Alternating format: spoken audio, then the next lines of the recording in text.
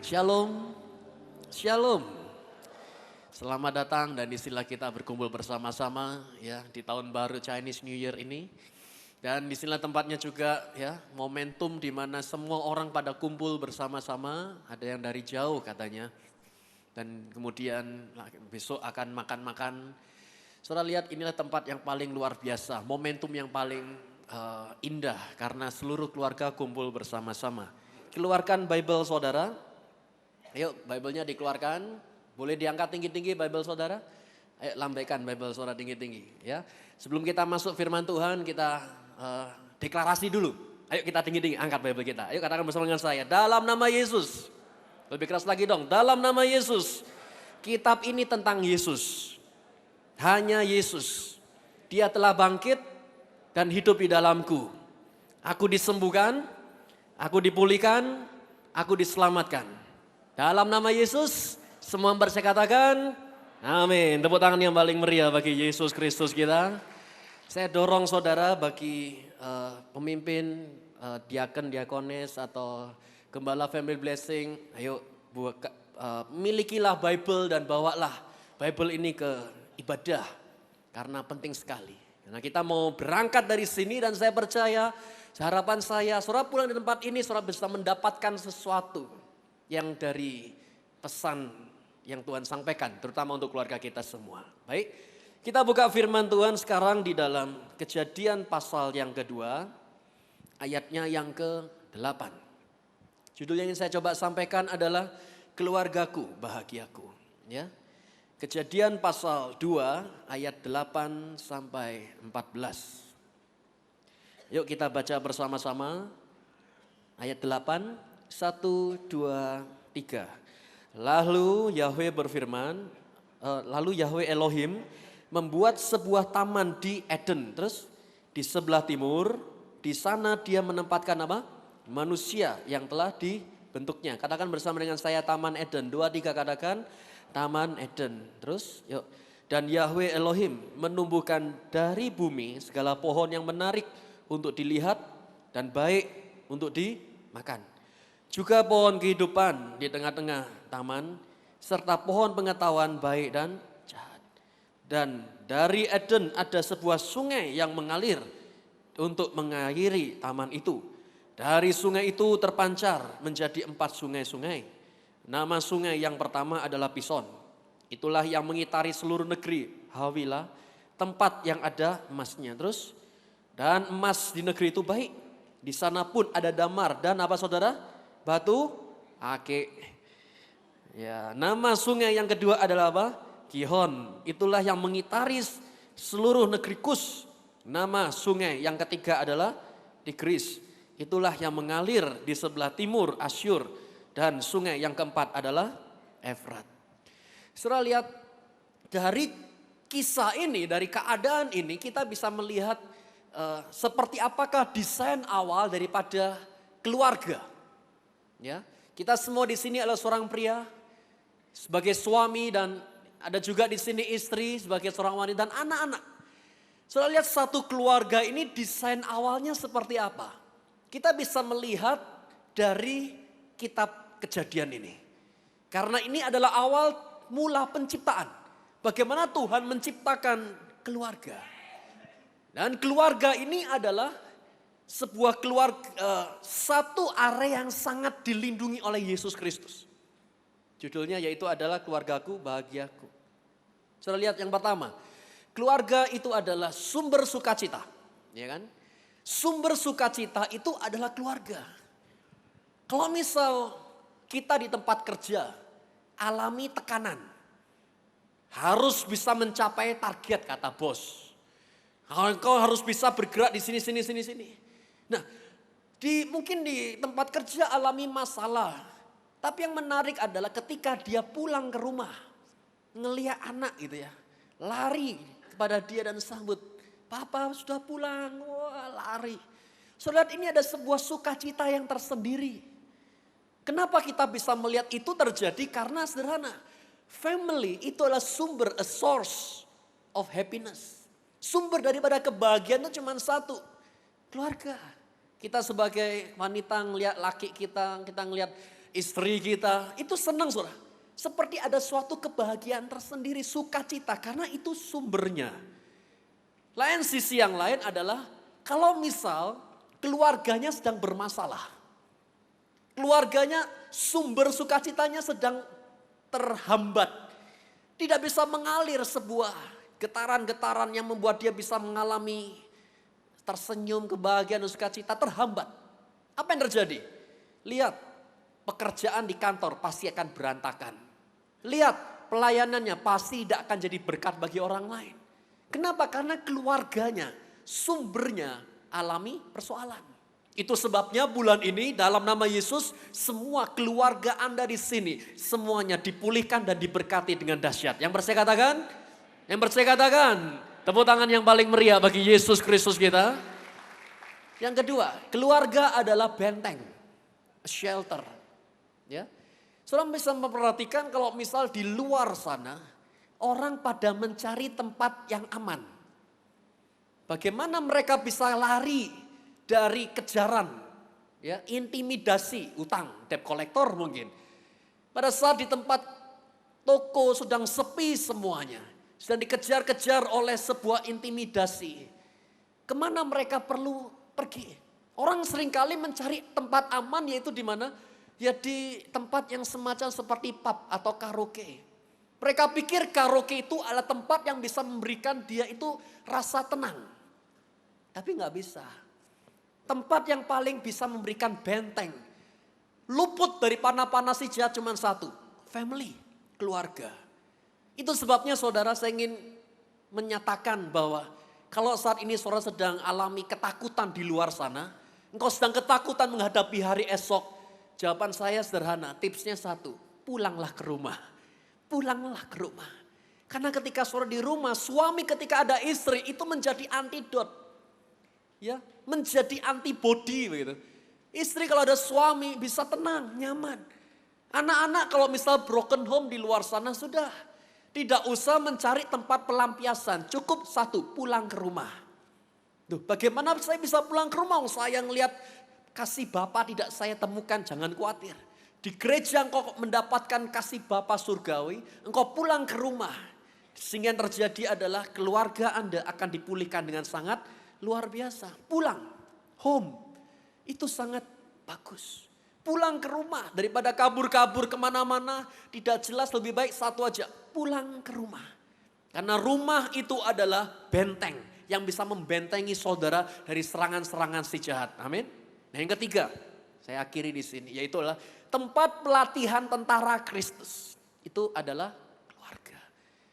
Karena saudara lihat di mana kita bisa dididik atau diajari sebuah value-value yang tidak pernah bisa kita dapatkan di kuliah. Tidak ada. Di dalam family. Di dalam keluarga kita kan diajari dengan namanya integritas. Diajari dengan yang namanya adalah menghormati orang lain. Ya, respect sama orang tua. Ya, mengorangkan anak. Bukan cuman memberikan otoriter saja, tetapi mengorangkan, menjagai, ya kalau anak kan gitu. Nah inilah tempat pelatihan kita untuk membentuk kita ini menjadi tentara-tentara Kristus. Coba di tempat kuliah tidak akan pernah kita diajarkan value semacam itu. Di tempat yang namanya, mana lagi, tempat kerja, tidak bisa. Bahkan di tempat kerja sudah harusnya materi yang semacam itu dia sudah mendapatkan, yaitu mana? Di dalam keluarga. Coba, 3 area ini sangat penting sekali dalam kehidupan kita. Dan saya percaya sekali lagi keluarga kita semuanya pasti diberkati oleh Yesus dengan sangat luar biasa. Amin. Siapa yang percaya keluarga kita bulan ini diberkati Yesus? Sekali lagi, ayo tepuk tangan yang paling meriah bagi Yesus Kristus kita. Katakan bersama dengan saya, keluarga saya dilindungi Yesus. 2, 3 katakan, keluarga saya dilindungi Yesus. Sekarang kembali ke dalam Taman Eden. Jadi pada mulanya Tuhan menciptakan manusia dan menempatkan dia di mana? Taman Eden. Coba kita baca lagi di dalam Kejadian pasal 2 ayatnya yang ke-15. Ya, keluarga ada, suami dan istri, dan saat ini saya harap saudara bisa mendapatkan sebuah value terutama bagi satu dulu, suami, laki. Nanti tadi seorang wanita, istri. Ya. Ayatnya yang ke-15. Coba kita baca ayat 15. Ayo semuanya membaca kalau sudah dapat. 1, 2, 3. Kemudian, ayo lebih keras lagi yuk. 1, 2, 3 katakan. Kemudian Yahweh Elohim mengambil manusia itu dan menempatkannya di Taman Eden. Untuk mengerjakan dan memeliharanya. Selesai. Jadi ketika Tuhan membentuk Taman Eden sudah jadi dengan segala macam di dalamnya. Ada pohon kehidupan dan ada juga sungai yang mengalir di sana. Nah, satu yang terjadi untuk yang namanya family. Tuhan mengambil manusia dan ditempatkannya di mana? Taman Eden. Katakan bersama dengan saya, Taman Eden. Ayo 2, 3 katakan, Taman Eden. Sudah lihat Taman Eden. Kebutuhan manusia pertama bukanlah wanita. Kebutuhan seorang pria yang pertama bukanlah seorang cewek. Tidak. Kebutuhan seorang pria yang pertama adalah Eden. Karena pada saat mulanya family, itu Tuhan mengambil manusia dan ditaruh di mana? Taman Eden. Coba lihat Taman Eden itu apa? Sudah lihat Taman Eden itu bukanlah sebuah tempat. Karena secara arkeologikal mereka tidak bisa menemukan lokasi yang tepat di manakah taman itu berada. Tidak bisa ditemukan. Mereka cari ke kiri, barat, timur, selatan. Mereka tidak bisa menemukan lokasi secara arkeologikal taman ini. Saya tahu Taman Eden itu arti dalam bahasa aslinya setelah diterjemahkan adalah apa? Ultimate happiness. Sukacita yang tak terbatas. Taman Eden itulah sebuah spot atau sebuah an open door. Sebuah pintu yang terbuka. Pintu yang terbuka menghubungkan antara surga dan bumi. Nah, area itu orang di dalam situ bisa alami. Yang namanya adalah presence, hadirat Tuhan. Environment yang penuh sekali dengan hadirat Tuhan. Nah, inilah yang terjadi. Nah, pada mulanya Tuhan menempatkan manusia di Taman Eden. Di mana? Di dalam hadirat Tuhan. Nah, ketika manusia berdosa, mereka diusir dari Taman Eden. Mereka dikeluarkan dari hadirat Tuhan. Sudah lihat di dalam Taman Eden, dalam hadirat Tuhan, di situ ada grace yang mengalir di sana. Nah, di luar presence of God, bukan Taman Eden, yang ada adalah Edan. Sudah lihat, orang gak akan pernah bisa hidup secara normal di luar Taman Eden. Di luar hadirat Tuhan, manusia tidak akan pernah bisa hidup secara baik-baik. Yang ada adalah Edan karena alami beratnya dunia ini. Karena mengalami susahnya melangkah ke depan, jadinya tambah stres dan masuk ke rumah sakit gila. Nah, satu, sebagai seorang pria yang dibutuhkan oleh pria, ya, ayo ini suami, ya, yang dibutuhkan oleh seorang pria yaitu adalah bukan wanita, bukan seorang gadis, bukan seorang cewek, tetapi yang dibutuhkan oleh seorang pria yang pertama itu adalah Eden, Taman Eden, yaitu adalah hadirat Tuhan. Saudara lihat, kalau dia bisa masuk dalam hadirat Tuhan, disitulah dia bisa alami kehidupan. Karena keluarga ini cuma satu lokomotifnya, pria. Seorang pria itu adalah lokomotif daripada keluarga. Apa yang terjadi kalau pria itu tidak pernah masuk di dalam Taman Eden? Dia gak pernah tinggal dalam grace of God. Dia gak pernah tinggal di dalam hadirat Tuhan. Satu yang terjadi, isinya marah-marah terus. Isinya ya sumpah stres. Sehingga dia tidak akan pernah bisa bahagia. Dia pikir sebagai pria, kebutuhan utama dia adalah seks. Ya memang karena psikologi mengatakan begitu. Sehingga dia mencari wanita. Tapi gak bisa. Ada satu yang kita perlukan. Kalau itu diisi, loh kan ada, kan tulang rusuk kita itu diambil. Dijadikan wanita. Tapi saudara lihat, firman Tuhan punya urutan yang sangat tepat sekali. Memang tulang rusuk tidak ada. Tapi wanita atau istri baru muncul ke urutan yang kesekian ke belakang jauh. Nah, jangan yang itu yang kesekian itu dijadikan yang utama. Padahal yang utama bukan yang itu. Pantas saja setelah kita pikir mendapatkan wanita, kita pikir mendapatkan seorang gadis, kita pikir hidup kita sudah terisi dengan seutuhnya. Komplit. Tidak. Manusia akan bisa komplit setelah dia bisa hidup di Taman Eden. Pria akan bisa menjadi utuh dan seutuhnya dia akan hidup dalam sana setelah dia bisa hidup di dalam hadirat Tuhan.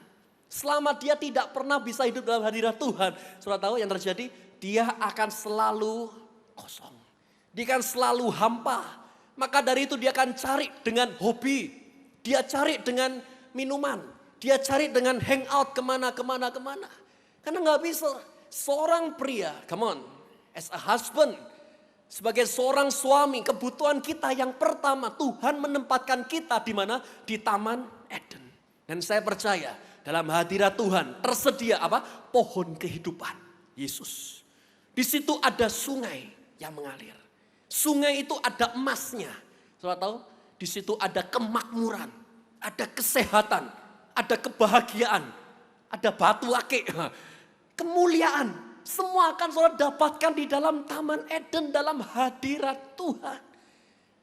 Hari ini kalau saudara melihat keluarga saudara sedang bermasalah, come on, kembali pada fungsi yang awal. Sebagai seorang pria, ada di dalam hadirat Tuhan. Jaminan yang pasti, keluarga kita akan disembuhkan dengan caranya Yesus. Cara yang ajaib, bukan caranya kita sendiri, amin. Siapa yang percaya kita sudah diberkati Yesus? Ayo tepuk tangan yang paling meriah bagi Yesus kita. Katakan bersama dengan saya, hadirat Tuhan. 2, 3 katakan, hadirat Tuhan. Yang kedua, kemudian Yahweh Elohim mengambil manusia itu dan menempatkan di mana saudara? Taman Eden, yaitu hadirat Tuhan. Tempat di mana Tuhan bertahta di situ. Terus, untuk ngapain? Mengerjakan. Nah, yang kedua, sebagai seorang pria yang kedua, saya bisa lihat dalam firman Tuhan di situ dibahasakan mengerjakan, tetapi bahasa lain mengatakan mengolah. Dan dalam bahasa Inggrisnya adalah cultivate. Cultivate itu menarik sekali. Setelah dia tinggal di dalam Taman Eden, dalam hadirat Tuhan, ya. Sudah tahu di Taman Eden lah Adam menemukan Hawa. Kalau dia tidak pernah hidup di dalam hadirat Tuhan, dia tidak akan bisa menemukan seorang istri yang cakap. Amsal mengatakan, siapakah yang mendapatkannya? Itu sangat, berharga sekali. Nah, hanya dalam Taman Eden. Nah, setelah dia di taman, di hadirat Tuhan tersebut, apakah dia diam? Tidak. Ada sesuatu yang diberikan oleh Tuhan, yaitu adalah to cultivate. Mengolah. Sudah tahu, mengolah itu adalah begini. Mengolah, to bring the best. Untuk keluar. To bring out the best in everything yang ada di dalam situ. Kemudian memaksimalisasikan potensi yang ada di dalamnya. Dan kemudian menjadikan itu berbuah. Nah, ini yang menarik saudara. Kita ini sebagai pria mesti mengcultivate. Yaitu adalah membawa yang terbaik itu bisa keluar. Bisa muncul. Kita ngelihat istri kita, ya kan, kita sudah menikah selama beberapa tahun. Kadang-kala kita sebagai pria itu mengatakan, Tuhan, kenapa perempuan yang kau tempatkan di samping aku ini tidak seperti a dream wife. Seorang istri impian yang aku mau. Kan gitu, beda ya sama yang itu. Kamu beda ya sama perempuan yang ini, kamu beda ya. Setelah lihat tugas daripada manusia setelah dia ditempatkan di Taman Eden adalah to cultivate. Itulah sebabnya, ini menarik, Tuhan tidak pernah memberikan kepada seorang pria a finished woman. Gak pernah. Dia gak pernah memberikan kepada pria seorang wanita yang sudah jadi, produk yang sudah jadi, gak pernah. Dia gak pernah memberikan kepada kita seorang istri yang sudah jadi sempurna, gitu enggak. Nah, terus bagaimana kita yang harus mengolah dia? Kita yang harus to cultivate her. Kita menemukan apa yang potensi terpendam di sana, kemudian kita bawa itu berkembang. Kita cari potensinya, kita cari dia ini bisa apa? Menjadi seperti yang kita mau, kita olah. A dream wife, seorang wanita yang sangat kita idam-idamkan itu tidak pernah ada. Itu cuma ada di otak kita saja. Nah, untuk bisa mendapatkan seorang istri yang kita idamkan, itu nggak jadi begitu saja. Tapi itu kita harus create atau kita mengolah to cultivate her. Menjadikan dia seperti apa yang kita lihat. Ya. Kalau misalnya begini saudara. Ya. Saudara tahu yang terjadi kalau saudara saat ini sudah menikah. Contoh. Saudara sudah menikah selama 20 tahun. Dan saat ini saudara masih tidak suka dengan produk yang Anda dapatkan di samping saudara. Saudara nggak suka, saya nggak suka yang ini. Jangan salahkan produknya. Jangan salahkan istri saudara. Terus bagaimana? Fokusnya adalah kita. Karena kita tidak mengcultivate dia. Kita tidak mengolah dia. Kita mesti membawa yang terbaik bisa keluar dari dia. Itu tugasnya daripada seorang pria. Saya beri contoh lagi. Saudara tahu Yesus? Yesus itulah seorang pria yang sejati. Dia adalah a real man. Dan dia punya istri yang cantik. Dia punya seorang perempuan yang cantik. Namanya adalah, siapa tahu istrinya Yesus? Eklesia. Inilah istrinya Yesus. Eklesia itu, siapa itu Pak? Siapa itu? Oh Yesus menikah lah. Saudara tahu, iya Yesus dipertunangkan dengan eklesia. Namanya Sia. Siapakah eklesia? Itu gerejanya. Jadi gereja ini loh. Gereja Tuhan ini adalah istrinya Yesus. Nah sekarang lihat coba apa yang terjadi. Nah saudara tahu Yesus itu sebagai pria yang sejati. Ya toh, sudah. Dia adalah seorang pria yang tinggal dalam hadirat Bapa. Nah setelah itu dia menemukan seorang istri, seorang wanita. Yaitu kita, saudara dan saya sebagai gerejanya. Coba, setelah dilihat, saya tanya, apakah ada gereja yang sempurna? Tidak ada. Apakah ada seorang wanita, istri yang sangat sempurna di hadapan Yesus? Tidak ada. Yang adalah gereja ini atau istrinya Yesus ini masih penuh dengan cacat. Masih penuh dengan kejelekan dan keburukan yang ada di sana. Nah kalau dia berkata tidak, saya nggak mau yang ini. Saya mau cari menikah dengan gereja yang sempurna. Gereja yang kudus, gereja yang tidak ada cacat. Gereja yang betul-betul saya mau. Saudara, tidak akan pernah ditemukan oleh Yesus. Dan terus bagaimana dengan yang dilakukan oleh Yesus? Yesus mengambil raw material. Dia mengambil bahan yang mentah ini. Sama Yesus diapakan? Dicultivate. Dibudayakan, diolah. Sini. Nah sama Yesus dibersihkan. Ya, dibersihkan nodanya, dibersihkan jerawatnya, dibersihkan dengan firman-Nya dia. Akhirnya perempuan ini jadi bersih. Nah setelah jadi bersih dipersembahkan, wanita ini dipersembahkan kepada siapa? Dirinya dia sendiri. Yaitu Yesus Kristus. Gereja dipertunangkan, dipersembahkan kepada Yesus. Jadi bersih, putih, tanpa ada cacat. Kenapa? Sudah dicultivate oleh Jesus.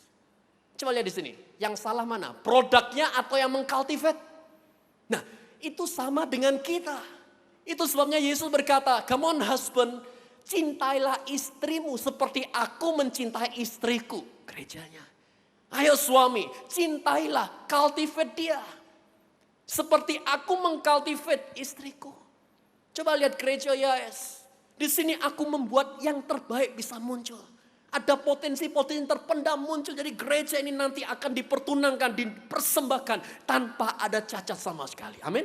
Coba lihat siapa yang percaya kita sudah dipertunangkan dengan Yesus Kristus. Ayo tepuk tangan yang paling meriah bagi Yesus Kristus kita.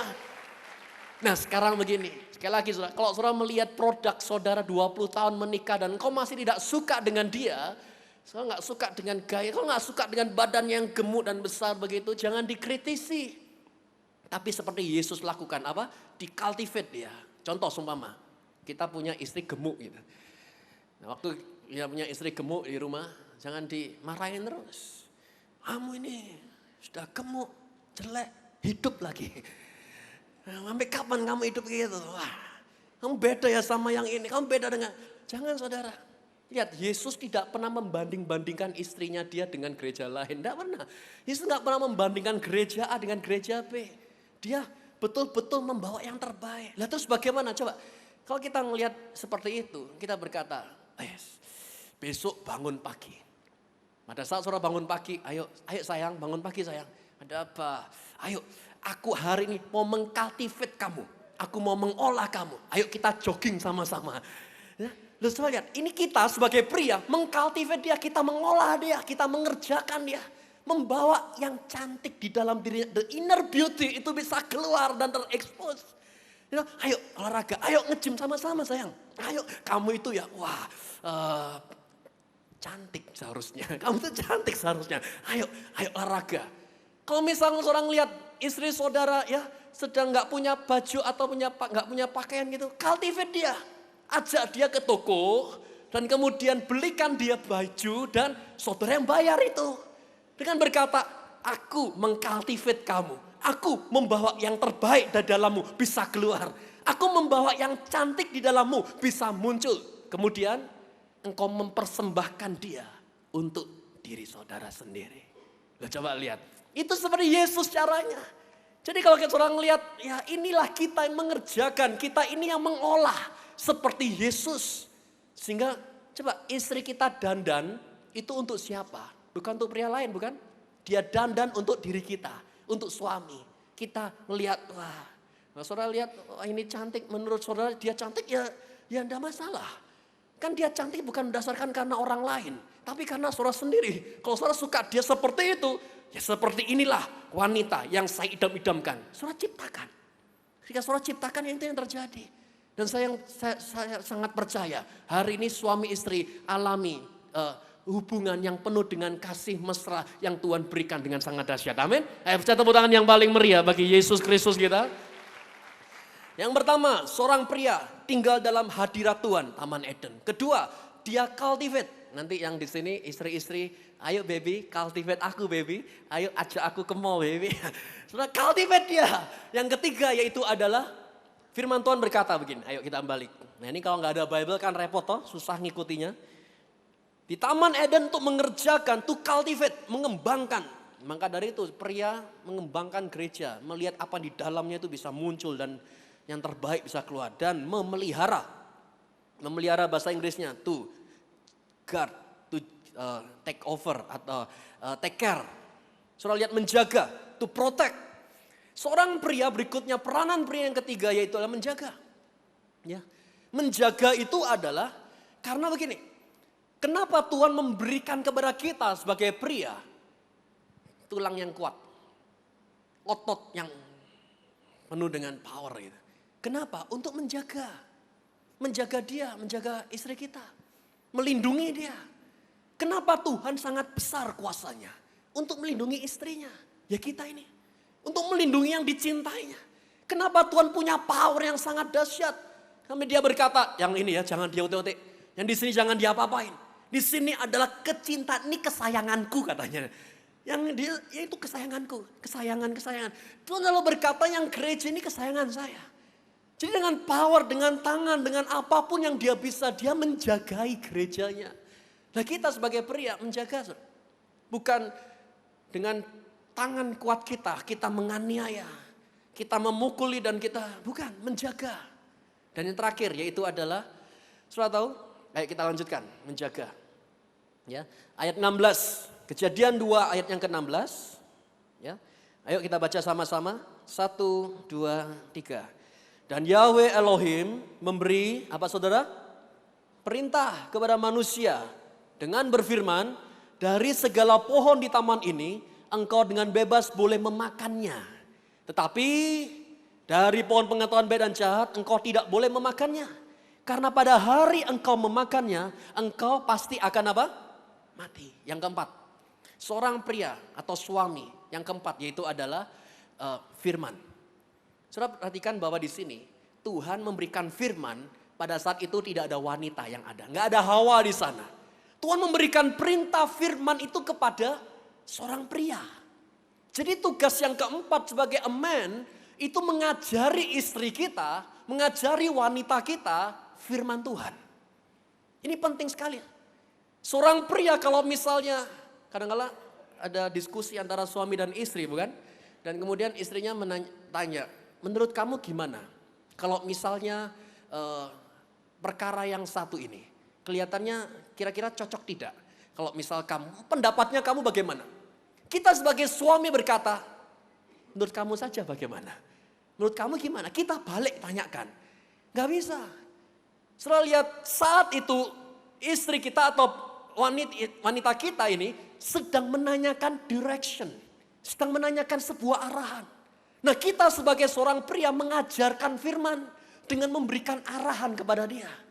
Karena lihat, seorang pria itu ya mendapatkan firman. Dan firman ini perlu diajarkan. Value-value diajarkan kepada istri, kepada anak-anak. Sehingga anak-anak bisa bertumbuh dewasa dengan firman yang telah diajar oleh bapaknya. Anak gadis, saya barusan membaca, seorang anak gadis itu IQ-nya akan jauh lebih tinggi ketika dia ada interaksi dengan bukan ibunya, bapaknya. Seorang anak itu akan punya pinter intelektual yang tinggi gara-gara cuma satu, ada komunikasi dengan bapaknya. Jadi di sini artinya apa? Sebagai lokomotif kita sebagai pria mengajarkan firman Tuhan kepada keluarga kita. Value-value yang diajarkan. Masalahnya adalah yang lebih ngerti tentang firman Tuhan adalah yang wanita. Yang pria gak ngerti.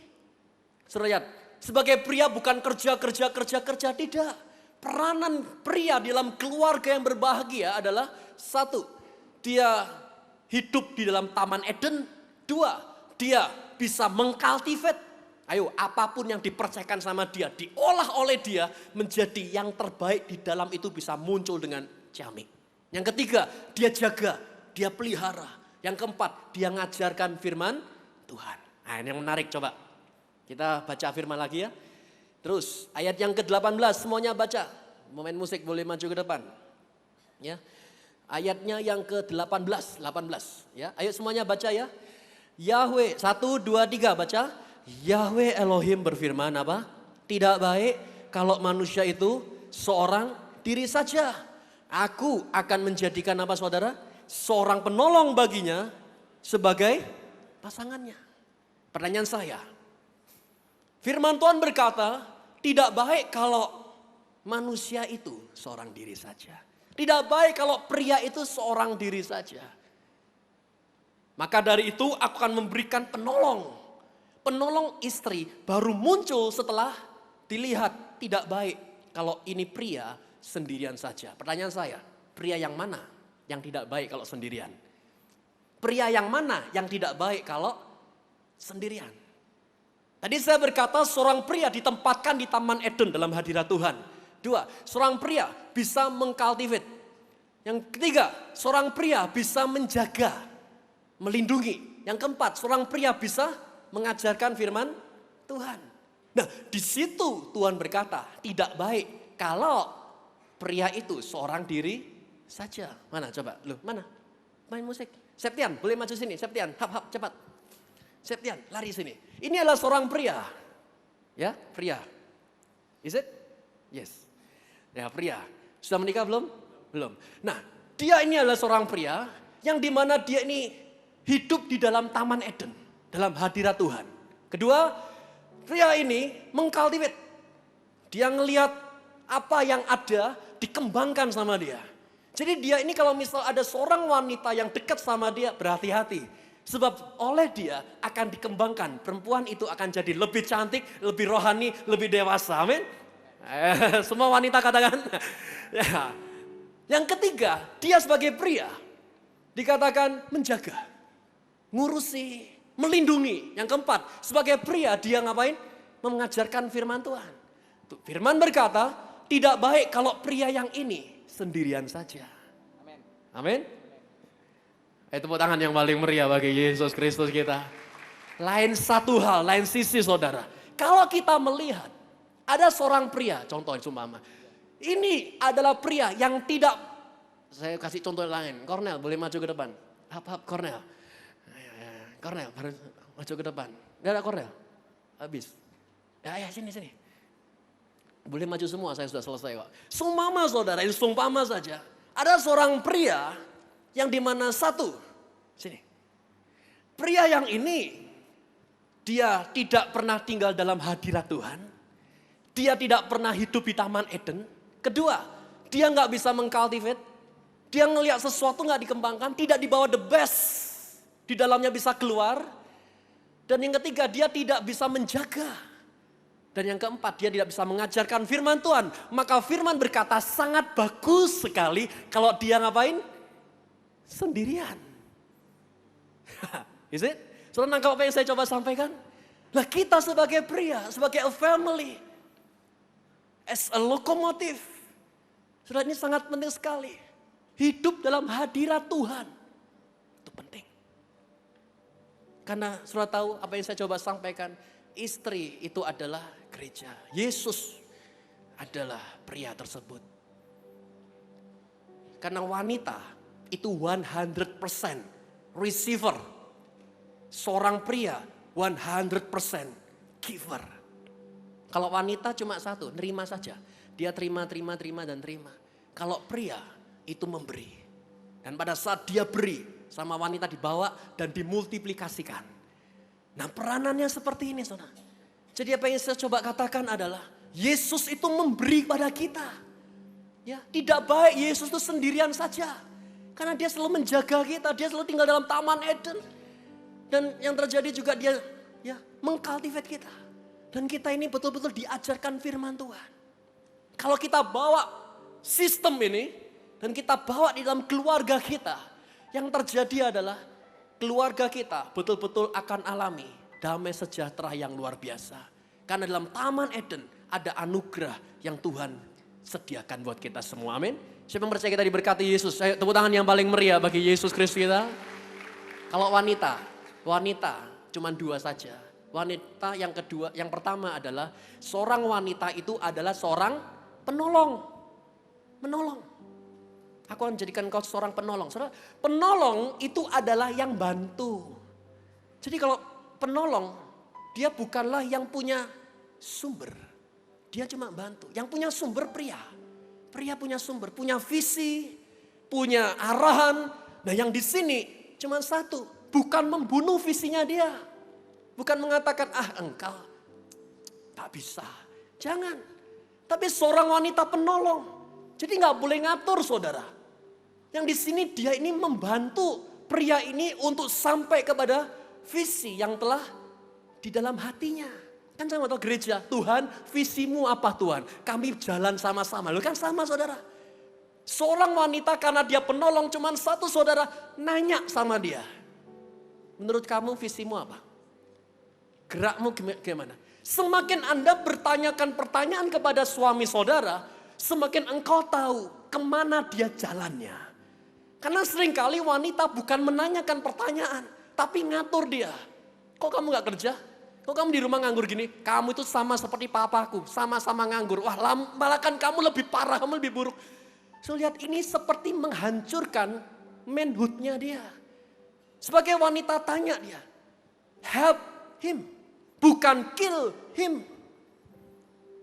Karena bantu. Ya, siapa yang percaya? Kita ini dicintai Yesus Kristus. Ayo tepuk tangan yang paling meriah bagi Yesus Kristus. Contoh. Suatu saat kita buka Bible ya sama-sama. Nah suatu saat yang terjadi adalah, ayo kita buka kitab Yoel. Ayo dong. Suami istri duduk di sana. Istrinya tahu. Tapi di sini kita disuruh buka kitab Yoel. Kemudian yang loh kok nggak ketemu? Bolak-balik. Istri berkata, kamu itu ya memang pantas istilah. Tidak akan pernah bisa ketemu itu Yoel. Coba dapat Yoel di mana? Dan kita berkata, makanya kamu tuh mesti rohani dong. Di rumah itu baca firman. Kalau enggak lihat memalukan. Masa kamu anak Tuhan tidak tahu kitab Yoel di mana? Kita menghakimi. Gitu? Itu bukan membantu tapi membunuh visi. Nah terus bagaimana? Sebagai wanita kita berkata, ayo ada kitab Yoel. Saya nggak ketemu, loh bisa. Aku dorong kamu. Ayo cari di perjanjian situ. Ayo buka dikit-dikit lagi. Ya, oh bagus sudah ketemu kitab Yoel baik. Sekarang pasalnya sudah ketemu kan? Ayo. Ayatnya sekarang. Mana ayatnya? Ayo. Nah, bagus loh kan sudah ketemu tahu. Wah luar biasa. Kita bantu sama dia untuk menemukan. Dan pada saat ditemukan, ayo kalau kamu baca ayat ini, aku akan percaya apapun yang kamu katakan. Aku percaya setiap firman yang kamu ucapkan. Come on honey. Come on sayang. kamu bisa, kamu sayang, kamu bisa. Kita bantu suami kita. So lihat itu yang seringkali kita sadari. A woman is a helper. Parakletos, seorang penolong. Ya kan? Roh Kudus membantu. Soalnya Roh Kudus itu baru bisa bergerak ketika ada visi yang jalan. Kalau nggak ada visi yang di depan, dia akan diam saja. Ketika Yesus jalan, Roh Kudus akan membantu. Sehingga dia menyiapkan segala macam. Kalau misal sebagai pria kita tidak ada visi di depan, maka wanita kita akan diam saja. Malah mengatur, malah jadinya nggak bisa. Yang kedua, dan selesai di sini. Seorang wanita adalah seorang inkubator. Seorang inkubasi. Jadi, saudara kasih kepada dia. Dan dia akan terima tersebut. Dikandung oleh dia. Dan dimultiplikasikan, dikembalikan kepadanya. Itu wanita. Tuhan kasih benih kepada kita. Kita bawa. Dan kita kandung. Kita kembalikan kemuliaannya. Bahkan jauh lebih besar. Saudara kita pria ngasih apa pada wanita, hati-hati. Karena sama dia itu akan disimpan, dikandung sama dia. Dan gak lama akan dikembalikan kepada saudara, bahkan lebih berkali-kali, lebih banyak sekali. Saudara ngasih sperma sama dia sedikit aja, satu aja. Dikembalikan sama saudara, bahkan berlipat kali ganda. Itu wanita. Sifatnya adalah inkubator. Nah kalau saudara ngasih sebuah kata pada dia, akan dikembalikan sebuah kalimat. Kalau saudara ngasih kalimat pada dia, akan dikembalikan pada saudara sebuah paragraf. Kalau saudara ngasih sebuah paragraf pada dia, akan dikembalikan pada saudara sebuah buku. Multiplikasi saudara, itu wanita. Jadi berhati-hati engkau ngasih apa kepada wanita Anda. Karena itu akan dikandung sama dia dan akan dikembalikan kepada saudara berlipat-lipat kali ganda. Kalau saudara ngasih gosip pada wanita Anda, akan dikembalikan pada saudara drama sinetron saudara.